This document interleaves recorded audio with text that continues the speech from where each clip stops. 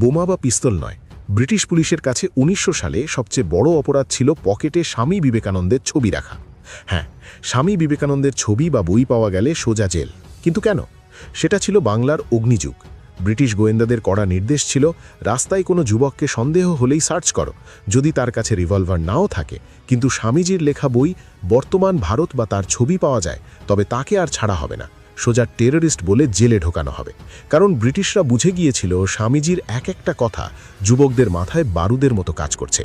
বিপ্লবীরা যখন ধরা পড়তেন, পুলিশ জেরা করার সময় টেবিলের উপর বাজেয়াপ্ত করা স্বামীজির ছবিটা ছুঁড়ে ফেলে ধমক দিত, সত্যি করে বলো, এই সন্ন্যাসী কি তোমাদের মাথায় সব ঢুকিয়েছে? বিপ্লবীরা তখন গর্বের সাথে বলতেন, হ্যাঁ, স্বামীজি নিজে কোনোদিন অস্ত্র ধরেননি, কিন্তু তার সেই মন্ত্র, শক্তিই জীবন, দুর্বলতায় মৃত্যু, হাজার হাজার ভীতু বাঙালি ছেলেকে বাঘে পরিণত করেছিল।